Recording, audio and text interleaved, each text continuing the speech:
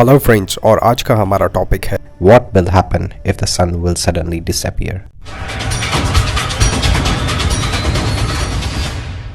Hello friends, my name is Jordan and welcome back.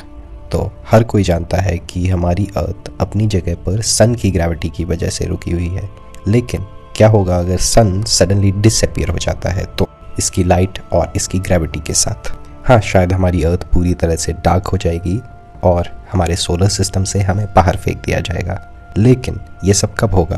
क्या ये तुरंत होगा जैसे ही सन डिसअपीयर होगा, या फिर सन के डिसअपीयर होने के कुछ देर के बाद, या फिर सन के डिसअपीयर होने से कुछ देर पहले?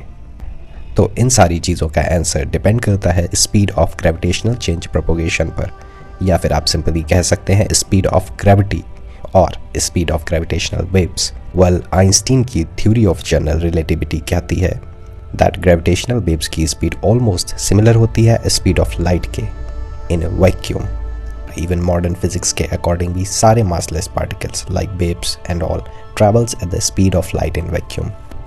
इसमें कह सकते हैं आप हमारा जैसे ग्रेविटेशनल वेव्स जो कि चेंज हो जाती हैं ग्रेविटेशनल फील्ड में, लाइट वेव्स जो कि चेंज हो जाती हैं इलेक्ट्रोमैग्नेटिक फील्ड में, और ग्लूऑन्स जो कि चेंज हो जाते हैं एक स्ट्रॉन्ग न्यूक्लियर फोर्स फील्ड में। Well, let's come back to the point. तो जैसे ही सन डिसअपीयर होगा ये बंद कर देगा ग्रेविटी एंड लाइट को जनरेट करना।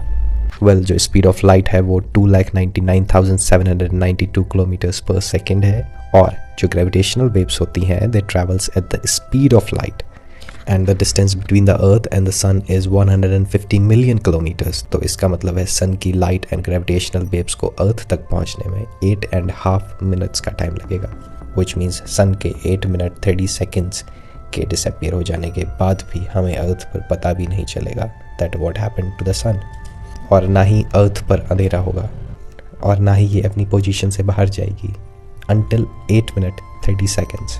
और ऐसे ही जो हमारी गैलेक्सी का सेंटर है वो 27,000 लाइट ईयर्स की डिस्टेंस पर है।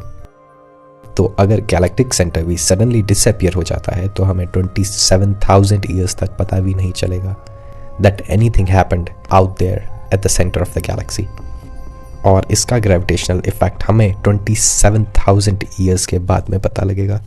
और ये थियोरेटिकली एंड एक्सपेरिमेंटली प्रूव हो चुका है that gravitational waves travels at the speed of light in vacuum. So will try to make few more videos on this very amazing topic. तो अगर आप यहाँ तक आई गए हैं then please subscribe it so that we can stay connected. See you soon.